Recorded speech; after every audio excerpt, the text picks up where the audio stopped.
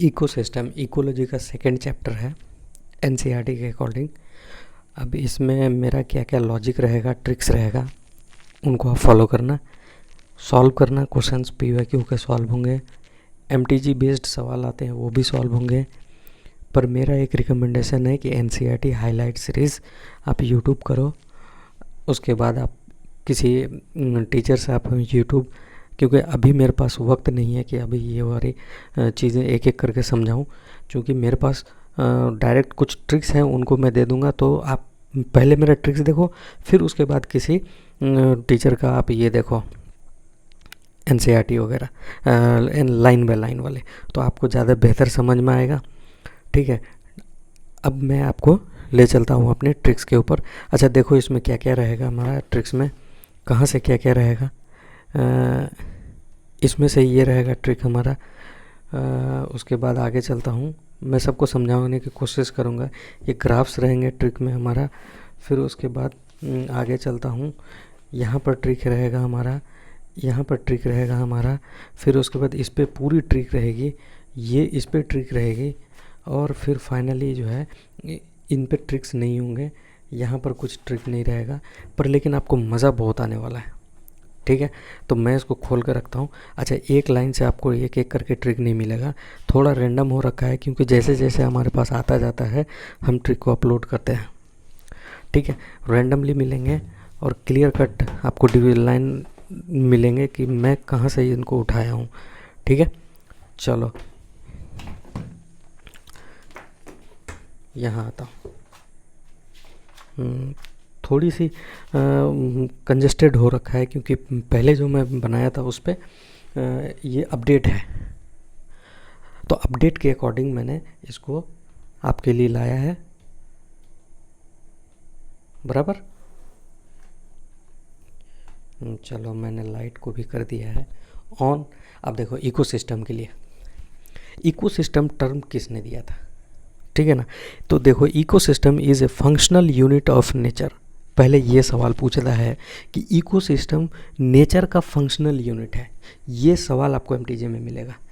तो eco fun with nature, eco fun with nature, ecosystem functional unit है किसका, nature का।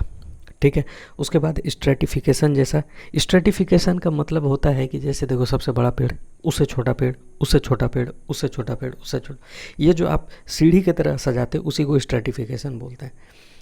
अब देखो यहाँ पर क्या कहा है एनसीईआरटी ने, यहाँ नेक्स्ट पेज में ये जो आपको 4 पॉइंट दिख रहा है ना, productivity, decomposition, energy flow, nutrient cycle, ये सिस्टम में क्या लिखा है कि द कंपोनेंट ऑफ इकोसिस्टम, ये इकोसिस्टम का कंपोनेंट है।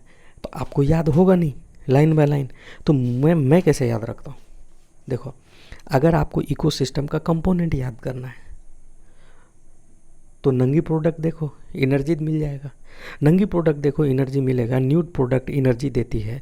हमारा ट्रिक क्या है, यहाँ देखो पहले से ये थोड़ा सा कलर में प्रॉब्लम आ रही है, पर मैं बोल रहा हूँ NUDE न्यूड प्रोडक्ट है ये, और ये एनर्जी है, ये देती है, न्यूड प्रोडक्ट एनर्जी देती है। अब आप अपने अपडेट कर लो कि कंपोनेंट ऑफ इकोसिस्टम अगर पूछे तो हम क्या बोलेंगे, न्यूड प्रोडक्ट एनर्जी देती है, यानी न्यूट्रिएंट साइकिल। DE मतलब हो गया डिकम्पोजिशन, उसका प्रोडक्टिविटी, एनर्जी, एनर्जी क्या है तो एनर्जी का फ्लो। फिर उसके बाद देखो डिकम्पोजर्स किसको बोलते हैं, डिकम्पोजर्स होता है फंजाई, बैक्टीरिया, बायोफ्लैजेलेट। और ट्रिक क्या होगा, बॉयफ्रेंड का फ्लैग, डिकम्पोज करो बॉयफ्रेंड का फ्लैग, डिकम्पोज बॉयफ्रेंड फ्लैग, यानी कि बैक्टीरिया, F से फंजाई, फ्लैग मतलब फ्लैजिलेट्स। ठीक है, ये एनसीईआरटी की लाइन कवर हो जाएगी। NPP होता है नेट प्राइमरी प्रोडक्टिविटी, क्या होता है, नेट मतलब फाइनल, ग्रॉस प्राइमरी, ग्रॉस मतलब देखो देखना आपके बोरे वोरे में लिखा रहता है ग्रॉस नेट, ग्रॉस वेट, जैसे खाद के बोरा में ग्रॉस वेट लिखा रहता है, अगर आप देसी हो तो आपको समझ में आता होगा। ग्रॉस वेट मतलब उसमें बोरी का भी वेट इंक्लूडेड है। अगर बोरा का अगर वेट हटा दूं तो वो क्या हो जाएगा, नेट वेट। ठीक है, किसी किसी प्रोडक्ट में नेट वेट लिखा रहता है, किसी में ग्रॉस वेट लिखा रहता है। जो नेट प्राइमरी प्रोडक्टिविटी है ना, ये ग्रॉस और उसमें रेस्पिरेशन लॉस कर दो, ग्रॉस माइनस रेस्पिरेशन, यानी कि टोटल में से बोरा को माइनस कर दिया, सिंपल है, याद हो जाएगा। अच्छा उसके बाद फिर कहता है the annual NPP of whole biosphere, ये टर्म आपको याद करने पड़ेंगे दोस्त, 170 बिलियन टन होता है। फिर उसके बाद कहता है productivity of ocean 55 billion ton होता है। ओशन मतलब समुद्र में, समुद्र की प्रोडक्टिविटी कितना है, 55 बिलियन टन है, ये आपको याद करना पड़ेगा। Nitrogen is the limiting factor for ocean, ocean मतलब समुद्र में, नाइट्रोजन लिमिटिंग फैक्टर है, फॉस्फोरस लिमिटिंग फैक्टर है पॉन्ड में, पी से याद करो, पॉन्ड मतलब तालाब, और ओशन मतलब हो गया आपका समुद्र। Steps in the decomposition, decomposition के स्टेप्स क्या क्या होंगे, पहले होगा फ्रैगमेंटेशन, फ्रैगमेंट करना माना टुकड़ा टुकड़ा कर देना, जैसे ही टुकड़े टुकड़े करोगे उसमें पानी मारोगे, पानी मारो, टुकड़ा टुकड़ा करने के बाद आप क्या करोगे, पानी से धोओगे तो उसको लीचिंग कहेंगे। जैसे कि टुकड़े टुकड़े हुआ, ये टुकड़ा टुकड़ा कौन करेगा, तो अर्थवर्म करता है। फ्रैगमेंट कौन करता है, अर्थवर्म करता है।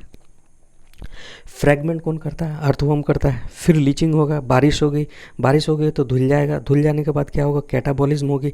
अब उसमें कैटाबॉलिज्म देखो, एक एनाबॉलिज्म एक कैटाबॉलिज्म, कैटाबॉलिज्म मतलब काटते चलो और पतला करो, और एनाबॉलिज्म मतलब बनाना होता है, ठीक है। तो कैटाबॉलिज्म और टुकड़ा करेंगे, फिर उसके बाद ह्यूमिफिकेशन, फिर मिनरलाइजेशन, ये आपको लाइन याद करना पड़ेगा। Fragmentation, fragmentation, leaching, catabolism. Fragmentation टुकड़ा करो, फिर धो, फिर और काटो, फिर उसके बाद ह्यूमस बनाओ, ह्यूमिफिकेशन जो ब्लैक कलर का होता है, और फिर मिनरलाइजेशन। अच्छा, एनसीईआरटी के अकॉर्डिंग डेट्राइटिव वोर, डेट्राइटिव वोर कौन है, होता है अर्थवर्म होता है, याद रख लो बस। अच्छा, नीचे एक वर्ड दिखा हुआ है, कोई नीचे पढ़ता है कोई नीचे पढ़ता है, मैं क्या पढ़ता हूँ मेरे को पता नहीं, ठीक है, क्योंकि मुझे जो अच्छा लगता है मैं बोलता हूँ, तो निके मैं बोलता हूँ या निशे, जो भी पढ़ते हैं आप यार देख लेना। Functional role plus functional, functional role plus functional place of an organism, आप जिस जगह में रहते हो आपका जो फंक्शन है वो आपका निशे है या निके है, जो भी है, ठीक है।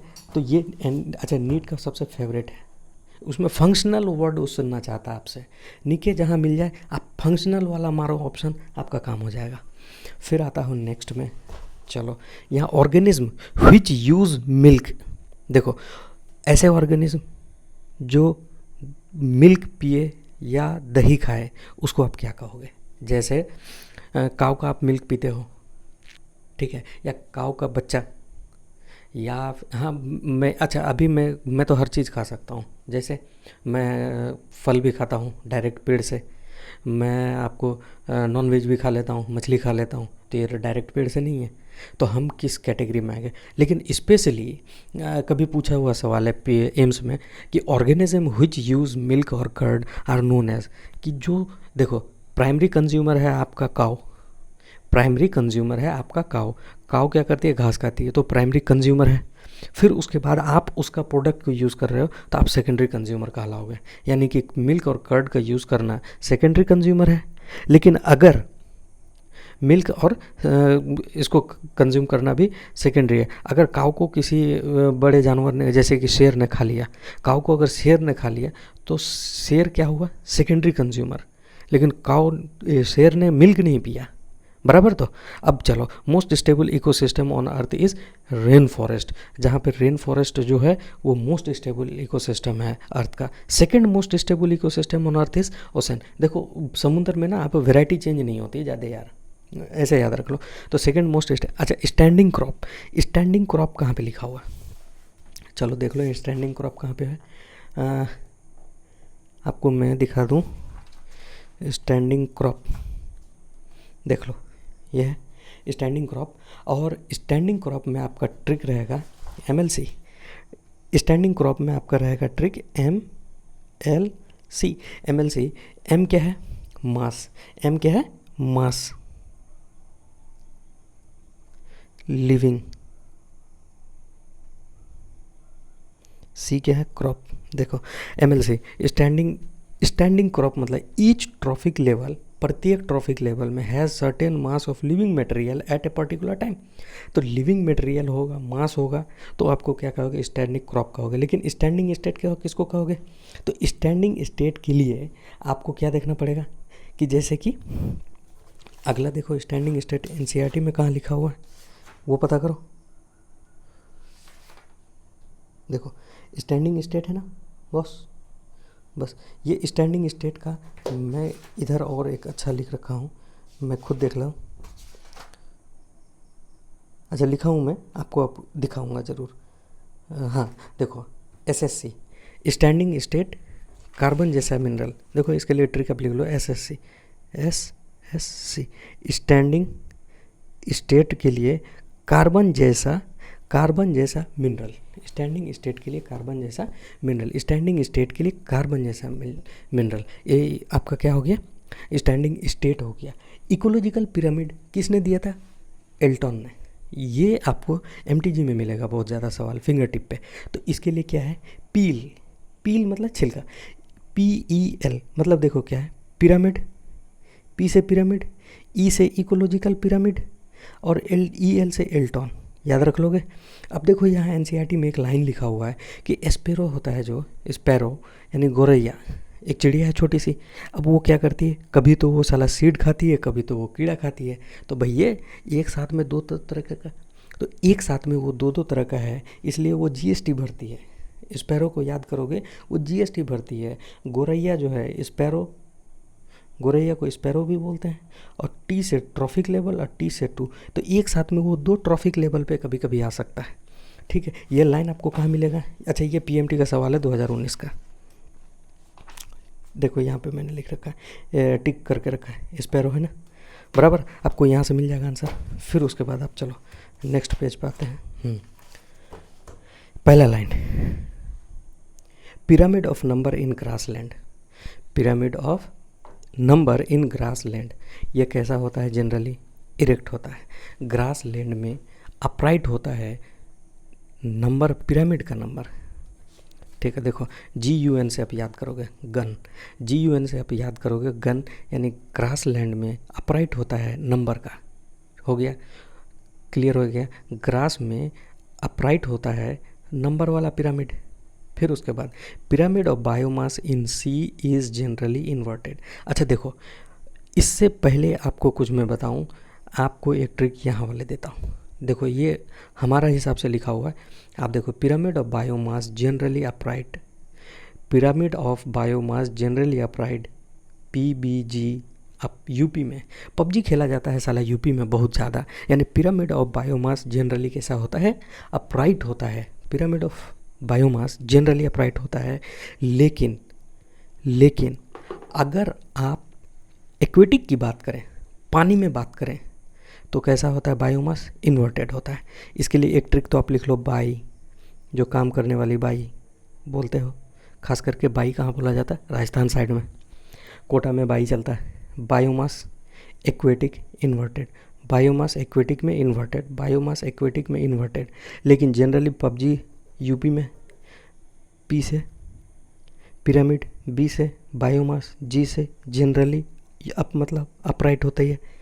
लेकिन pyramid of energy always upright, pyramid of energy always upright. यानी कि देखो, upright UP, upright pyramid high क्यों है, क्योंकि एनर्जी के कारण वो अपराइट है। यानी एनर्जी वाला हमेशा अपराइट होगा। गर्लफ्रेंड का pond upright for number.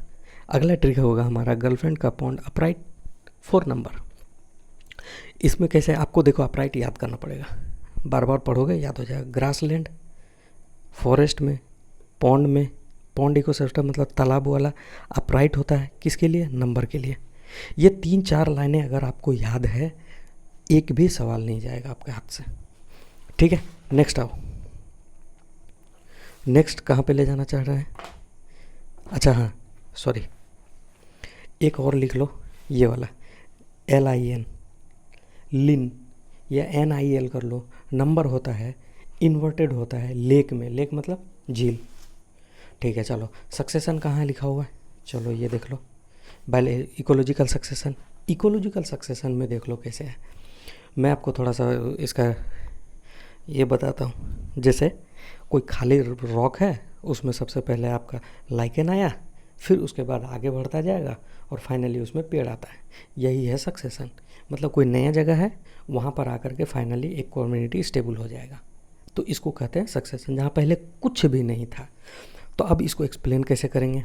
NCERT लिखती है यहाँ से, देखो, gradual and Fairlie predictable change in the species composition of A given area called ecological succession. बराबर। तो इतनी लंबी लाइन, इतनी हार्ड अंग्रेजी मेरे को समझ में नहीं आती है। ग्रेजुअल एंड फेयरली प्रिडिक्टेबल, यानी ग्रेजुअल होगा धीरे धीरे, फेयरली मतलब एकदम क्लियर कट आपको दिखेगा कि अगला कम्युनिटी कौन आएगा।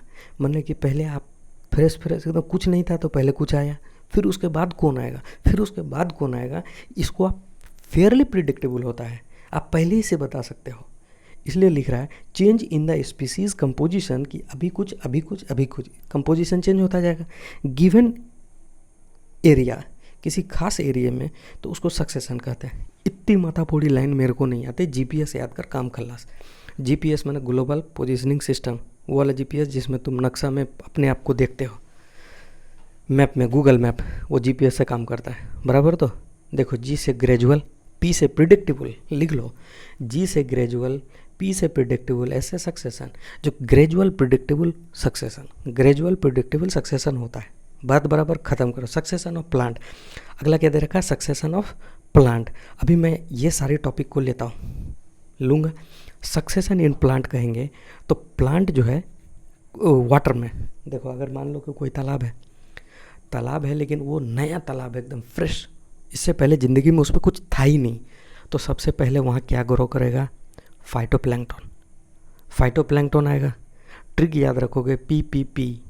फाइटोप्लैंक्टन में पी यानी पहला होगा फाइटोप्लैंक्टन, वो पायोनियर कहलाएगा। अच्छा, जो सबसे पहले आता मार्गदर्शक, पायोनियर का हिंदी मीनिंग होता मार्गदर्शक, यानी जो रास्ता दिखाए। तो ये अभी रास्ता दिखाएगा कौन, फाइटोप्लैंक्टन, और ये पानी में होगा, पी। ठीक है, तो फाइटोप्लैंक्टन जो होगा सबसे पहले आएगा, ठीक। और ये क्या कहलाएगा, पायोनियर कम्युनिटी कहलाएगा। पायोनियर मतलब मार्गदर्शक, रास्ता दिखाने वाला। उसके बाद कौन आएगा, सबमर्ज्ड प्लांट। फिर कौन आएगा, सबमर्ज्ड फ्री फ्लोटिंग प्लांट। अच्छा, ये मैं कहाँ से लिख रहा हूँ, ये मैं यहाँ से लिख रहा हूँ। देखो, phytoplankton, then submerged plant, then submerged free plant, free floating, then marsh meadow, reed swamp, marsh meadow, scrub, and then forest. अच्छा, एम्स वाले इनके एग्जाम्पल्स पूछ रहे हैं, तो उनके लिए भी है कि बेटे तुम कहाँ क्यों छूट जाओ, आ जाओ, देख लो कि फाइटोप्लैंक्टन आया, फिर सबमर्ज्ड आया, फिर सबमर्ज्ड फ्री फ्लोटिंग आया, फिर रीड स्वैम्प आया, फिर मार्श मीडो, फिर scrub stage, then forest stage, this is the final stage. अच्छा, जो टॉप पे आएगा क्लाइमैक्स बोलते हैं। क्लाइमैक्स मतलब फाइनल, क्लाइमैक्स कम्युनिटी, यानी कि इसके बाद अब कुछ नहीं, जैसे फिल्म क्लाइमैक्स में जाके ख़त्म होती है, सेक्सुअल इंटरकोर्स में भी आप क्लाइमैक्स में पहुंचते, उसके बाद ख़त्म, इसके आगे कुछ नहीं। ठीक है, तो अब देखो, उसी को ऑर्गेज्म बोलते हैं, बराबर। Phytoplankton, submerged plant, submerged free floating, read swamp, marsh meadow, scrub stage, forest stage. अब इनके ट्रिक्स याद करो कि ये साला लाइनें याद हो जाए ना पहले, उसके बाद उसमें क्या क्या होता है वो याद करेंगे। तो देखो, फाइटो एसपी सब फ्री, देखो फाइटो एसपी सब फ्री है, फाइटो एसपी सब फ्री है, फाइटो एसपी सब फ्री, फाइटो एसपी सब फ्री रे। अब अगली बार लाइन से क्या, फाइटो एसपी सब फ्री रे, मामी स्क्रबर लगा रही है, स्क्रबर लगा रही है। आजकल फेस में स्क्रब आता है, फेस वॉश में स्क्रबर आता है, वो क्या करता है यार, उसमें दाना दाना जैसा रहता है, साला दुखता बहुत है यार, मैंने एक बार ट्राई किया। फाइटो एसपी सब फ्री रे, मामी स्क्रबर लगा रही है फॉरेस्ट में, देख ले बेटा, ट्रिक देख ले। फाइटो एसपी सब फ्री रे, मामी स्क्रबर लगा रही है फॉरेस्ट में। देखो, फाइटो एसपी सब फ्री रे, मामी स्क्रबर लगा रही है फॉरेस्ट में। अब इसका एग्जाम्पल देख लो, फाइटो में क्या है, फाइटोप्लैंक्टन है, फाइटोप्लैंक्टन का एग्जाम्पल है क्राइसोफाइट, साइनोबैक्टीरिया। ये दोनों जो है सबसे पहले पायनियर कम्युनिटी में आता है, किस में, वाटर में बेटा, ये याद करना ज़रूरी है। फिर उसके बाद देखो एसपी में, एसपी कहाँ होगे, घाटी में, क्योंकि नए नए एसपी बनो तो घाटी में घूमने जाओगे, तो वेलिसनेरिया इसका एग्जाम्पल है, वेलिसनेरिया, वैली से हम याद करते हैं वेलिसनेरिया। फिर सब फ्री, इसमें कौन है, Eichhornia, submerged free floating, Eichhornia. फिर उसके बाद रे में कौन सा, रेड ताज, रेड ताज, लाल ताज पहनो। रेड स्वैम्प में कौन है, टाइफा, रेजोला। मामी मतलब मामी करे कीचड़, मडी प्लांट, यहाँ कैसा होगा, मार्श मीडो में मडी प्लाज, मार्श मीडो मतलब दलदल, ठीक। उसके बाद स्क्रब स्टेज, स्क्रबर लगा रही है, इसका एग्जाम्पल अभी नहीं मिला है, अभी बुक में नहीं मिला है तो इसको क्यों छेड़ें। उसके बाद फॉरेस्ट, फॉरेस्ट में ओक ट्री होता है और सैलिक्स होता है। ओक के साली फॉरेस्ट में, ओक के साली फॉरेस्ट में यानी कि ओक ट्री सैलिक्स फॉरेस्ट में होता है। 2012 का मेंस का क्वेश्चन है, 62 में मिलेगा आपको, ठीक है। उसके बाद देखो एसएससी वाला बता दिया था, स्टैंडिंग स्टेट कार्बन जैसा मिनरल, बराबर। अब देखो न्यूट्रिएंट साइकिल अगला आता है, ये इसमें बहुत सारे अंग्रेजी वर्ड हैं। अच्छा, इस पे मैंने एक बात और बताया था कि आपको मैं बताऊंगा कि जो सारे टर्म्स हैं उनको क्या क्या लिखा हुआ है। देखो यहाँ से यहाँ तक आना ये प्रिडिक्टेबल है, धीरे धीरे होगा, और इसी को सक्सेशन कहा। सक्सेशन चाहे रॉक में हो, चट्टान में हो, चाहे पानी में हो, चाहे ज़मीन पे हो, चाहे दुनिया के कहीं भी हो रहा हो, सबको सक्सेशन बोलेंगे। सक्सेशन माने एक के बाद एक सक्सेस करता जाएगा, हटता जाएगा, ठीक है। जो सबसे पहले आएगा उसको पायोनियर बोलेंगे, जो सबसे लास्ट में आएगा ना उसको क्लाइमेक्स बोलेंगे, और इनके बीच में जो आएगा उसको सिरे बोलेंगे, SERE सिरे, ये आता जाएगा, सिरे बोलेंगे। अच्छा देखो फॉरेस्ट में ये क्लाइमेक्स कम्युनिटी, चाहे वो मतलब रेतीला रेत में हो, बालू में, चाहे वो चट्टान में हो, चाहे वो वाटर में हो, ये सारा का सारा फाइनली एक कंडीशन में जाना चाहता है, म्यूजिक कंडीशन। ये नीट का बहुत फेवरेट सवाल है, म्यूजिक कंडीशन, यानी क्लाइमेक्स कम्युनिटी हमेशा बहुत ज़्यादा पानी में नहीं, एकदम हल्का हल्का पानी जहाँ होगा वहाँ क्लाइमेक्स कम्युनिटी होगा, जैसे कि फॉरेस्ट। और हर कम्युनिटी का एक होता है कि वो म्यूज़िक में जाना चाहता है, ये एनसीईआरटी की लाइन है। तो FMC जाओ, F से फॉरेस्ट, M से म्यूज़िक, C से क्लाइमेक्स कम्युनिटी, याद रहेगा, काम हो जाएगा आपका। उसके बाद आप आ जाओ न्यूट्रिएंट साइकिल में। न्यूट्रिएंट साइकिल यहाँ दे रखा है, इसमें जो जो दे रखा है वो देखो क्या क्या दे रखा है, 3 दे रखा है, 3-4, nitrogen cycle, carbon cycle, sulphur cycle, phosphorus cycle. Nitrogen carbon phosphorus sulphur, nitrogen carbon phosphorus sulphur. अब ये पूछता है साला नीट वाला कि कौन सा गैसियस साइकिल है और कौन सा सेडिमेंट्री साइकिल है, यानी रॉक के थ्रू हो रहा है। रॉक बोले तो चट्टान, बराबर। तो अच्छा याद करो कि अगर चट्टान है तो उसमें लाइकेन ग्रो करेगा, तो उसके लिए आगे ट्रिक है हमारे पास, टेंशन ना लो, आगे अभी बता रहा हूँ। न्यूट्रिएंट साइकिल में क्या है, एक तो गैसियस होगा, दूसरा सेडिमेंट्री साइकिल है। सेडिमेंट्री मतलब गैस नहीं है वो बॉस, ठीक है। अच्छा गैस कौन होता है, CNG होता है क्या, हाँ, compressed natural gas. Compressed natural gas यानी कार्बन नाइट्रोजन गैसियस साइकिल है, कार्बन और नाइट्रोजन गैसियस साइकिल है। और SSP सेडिमेंट्री, सल्फर और फास्फोरस। तो SSP कौन है, सेडिमेंट्री है। SSP कौन है, सेडिमेंट्री, सल्फर और फास्फोरस है। 71% carbon found in dissolved in ocean, 71%, ये डेटा है, याद करना पड़ेगा। 4 × 10³ 13 kg carbon is fixed in the biosphere through photosynthesis annually. Photosynthesis से इतना कार्बन होता है। Natural reservoir of phosphorus is rock, natural NPR, CAA के बाद CANRC और NPR, याद करो, NPR नेशनल पॉपुलेशन रजिस्टर नहीं, नेचुरल रिजर्वायर में फॉस्फोरस रॉक में मिलता है, ठीक है। फिर रॉबर्ट कॉस्टेंजा ने कॉस्ट लगाया था इकोसिस्टम का, प्राइस टैग लगाया था, ये पूछा हुआ है 21 का सवाल है कि रॉबर्ट कॉस्टेंजा ने कॉस्ट, इकोसिस्टम का कॉस्ट, प्राइस टैग लगाया था, कॉस्टेंजा ने कॉस्ट लगाया, ठीक है, इतना याद हो जाएगा। फिर उसके बाद देखो इकोलॉजी में सक्सेशन याद करते हैं, तो पायोनियर स्पीसीज लाइकेन होता है रॉक में, चट्टान में, पीली रॉक या पीली चट्टान बोल लो ना, पायोनियर लाइकेन रॉक, काम खलास। ये टॉपिक आपका हो चुका है कंप्लीट हमारे हिसाब से। अब आप किसी का एक देख लो और उसके बाद हमारे ट्रिक को सामने रखो, और आप जो है MTG और PYQ दोनों को लगाओ, 100 सवाल हम आपको यकीन के साथ कह सकते हैं कि ये हमारा 24 मिनट का वीडियो आपके हर एक सवाल का जवाब देकर जाएगा, ये मेरा प्रॉमिस रहा है। और हमारा वीडियोस में जो है कुछ एक्स्ट्रा फालतू लाइनें होती हैं यार, यहाँ बच्चों के लिए है ही नहीं ना, ये मैं बना ही नहीं रहा हूँ, ये उन बच्चों के लिए जो फ्रस्ट्रेटेड हैं, जिनको कुछ भी याद नहीं हो रहा है। वैसे तो फ्रेशर यहाँ आएंगे ही नहीं, ठीक है। चलो, थैंक यू।